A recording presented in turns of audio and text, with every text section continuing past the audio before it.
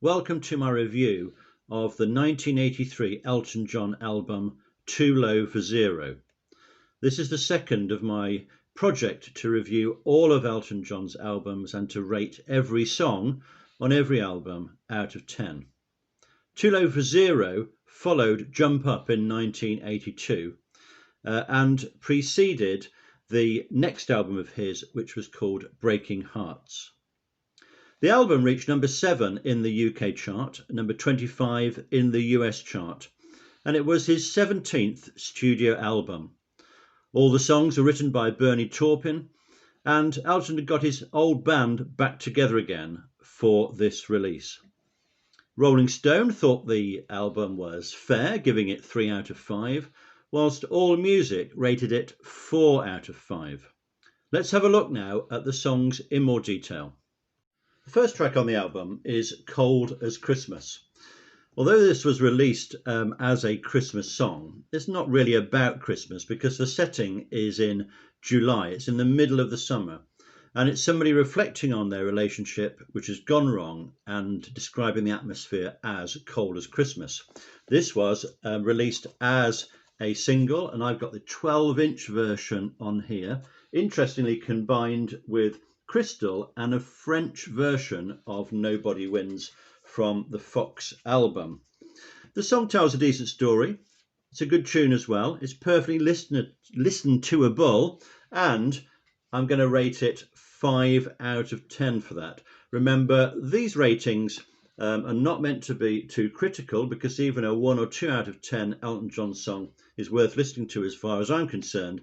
But we're reserving the top marks for those really excellent recordings. The second track needs little introduction from me. It's I'm Still Standing, which reached number 4 in the UK. It's one of those songs which Elton has performed the most. Over 1,600 times has this been sung by Elton John in concert live. It's got a very memorable video which was shot in Nice with some great choreography, which is recreated in the film Captain Fantastic. It was his second single. It came out in July 1983. Here's the 7-inch version, which is backed with Earn While You Learn, which we'll talk about later. And I also managed to pick up the 12-inch version, I'm Still Standing, which has got kind of a little bit of an extra part of the music revealed in that. And that's backed also with Earn While You Learn, so not perhaps the greatest of value there. We all know this song. It's a fantastic, resilient, I'm coming back, I won't be put down song. Elton performed this, of course, at the beginning of the lockdown last year, and it's a great anthem, exciting setting, really good words, and it's among his very most accomplished productions. So we're going to give that one 8 out of 10 to I'm Still Standing. So pretty strong start to this album. The third track is Too Low for Zero. This is the title track to the album, which also, interestingly, I have the music book to as well, being a bit of a pianist. This one is in a minor key. It tells quite a good story, really, about somebody down on their luck, don't particularly want to get out of bed and get going, but the alarm disturbs them at an early hour. It's a perfectly good tune, reasonable lyric, a bit of a kind of mechanical electronic background to it, which perhaps does devalue the song a little bit. But I think this one is a good one to have on the album, and it's a good one to listen to, and I'm going to give that one 5 out of 10. 5 out of 10 for Too Low for Zero. Now, some of Elton John's albums suffer from the occasional filler track, and that's unfortunate because generally they are of a very good standard. And that's what happens on the album now with track 4. We get Religion, which is a curious sort of song, perhaps a little bit sarcastic in tone, perhaps a bit critical of the American televangelist movement. It's about somebody getting religion or maybe not getting religion. It's a pretty reasonable tune, pleasant to listen to, but really doesn't engage in terms of the memory. And so we're just going to give that one 3 out of 10. Now we move on to the 5th track on the album, and it's the last one on the first side. And it's the very memorable I Guess That's Why They Call It the Blues. Here's the 7-inch version here, which is backed by Lord Chalk Ice, which Elton was known by at the time, singing Chalk Ice Goes Mental. I haven't really heard that track much since then. Now, this song, as we know, is one of his most performed. He's sung it nearly 2,000 times in concert. It reached number 5 in the UK chart. Fantastic video at the time of somebody on national service missing their partner and being reunited with them at the end. We all know, of course, that it's got this fantastic harmonica break in it done by Stevie Wonder. This works really well in concert. Elton working with his backing singers as well. It's got a really good soul feel to it. And it's one of his very best singles releases and one of his most memorable songs, I think. So without hesitation, we're going to give this one 8 out of 10 for, I guess that's why they call it the blues. So that's a pretty strong first side, giving us 29 marks for that. So we turn the album over. Things don't get off to too good a start because the first track on the second side is Crystal.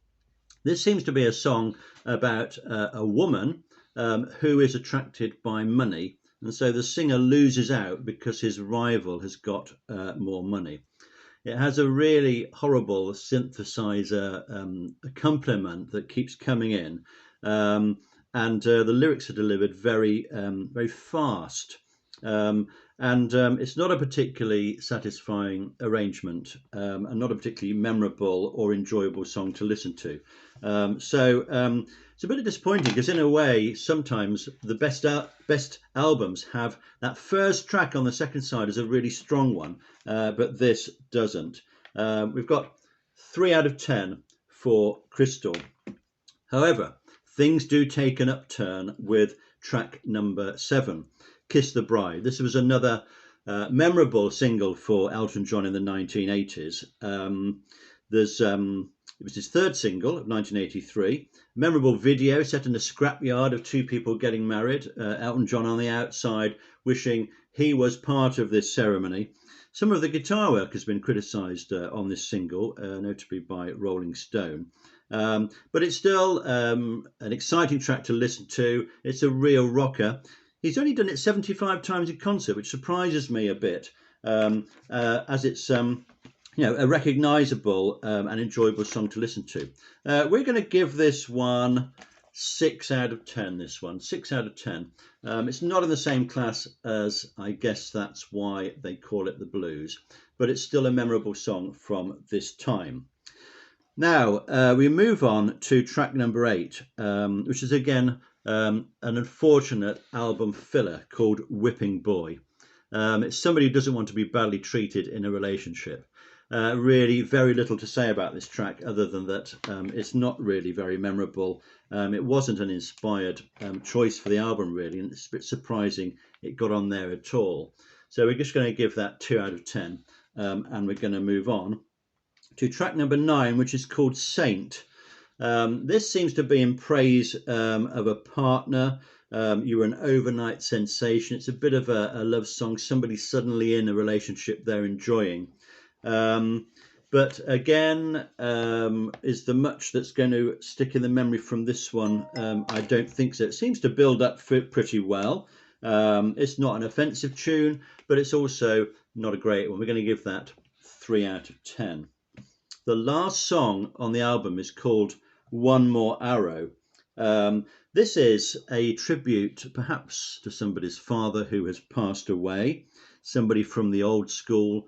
But after they've gone, the writer realises how much they cared about this person. The tune is actually really beautiful, and it's a very pleasant way to finish the album, reminding me a little bit of the last song, which we encounter a little bit later on. Elton decided to sing this in a very high register, and maybe for that reason he's hardly ever performed it in concert, only about 38 times. And I think if he sang it in a lower register, this would be actually a really powerful song. So I would rate this as a good one to close the album on. It's just unfortunate it's sung such a high pitch, which obviously you can't reach later. I mean, who could? So One More Arrow, I'm going to give 5 out of 10. 5 out of 10 for One More Arrow. So that second side of the album only gets 19 compared with 28 for the first side. So a couple of tracks there which perhaps we could have done without in a sense. Now, that's the album, and I will be working out the average just based on that. And we get to 47 marks overall for that album. So that's 4.7 per track, 4.7 per track on that one. However, the CD release of this album has 3 bonus tracks on it, and these are of really great interest. The first bonus track is called Earn While You Learn, which is an instrumental which Elton recorded in 1978. In it, he plays the piano and the Hammond organ. There's a fairly simple structure to this, but it's actually a really interesting and innovative instrumental, and I would recommend you listen to this one. It did appear on a B-side of one of the singles. I'm going to give this 5 out of 10, and I would like to have seen this on the original release. The next bonus track is called Dreamboat. This was recorded also in 1978. Again, a very impressive song. Lyrics this time by Gary Osborne, somebody dreaming about their ideal partner. It lasts for 7.5 minutes. Which makes it one of Elton's longest recordings. What's longer than that? Oh, It Ain't Gonna Be Easy from Single Man comes to mind, which is a pretty long recording. But again, it's a polished track, this one. And if they got these in store, you know, these have been 5 years sitting there not having any airtime on a recording. Why not put this actually onto the vinyl album as well? Dreamboat gets 6 out of 10 for me, and it gets better because the final track is called The Retreat, which is a song possibly about the American Civil War. It's about a retreating army, and there's kind of a sad sort of tinge to it all. A very good lyric. This was recorded in 1979 for the 21 at 33 album sessions, but didn't make it onto the album, which is a surprise. This is a quality track.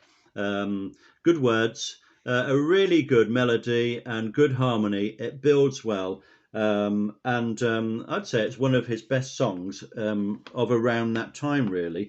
That one I'm going to rate as a 7 out of 10, 7 out of 10. Okay, so in fact the bonus tracks do really well on this, a 5, 6 and a 7, but I'm not going to include those in my general rating of the vinyl album.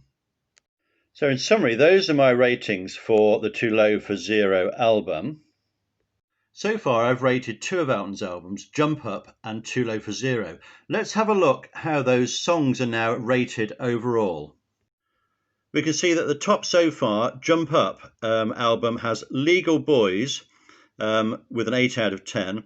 And then there's 2 others from Too Low for Zero, I'm Still Standing, and I guess that's why they call it the blues, both having 8. So those are the 3 tunes at the top at the moment.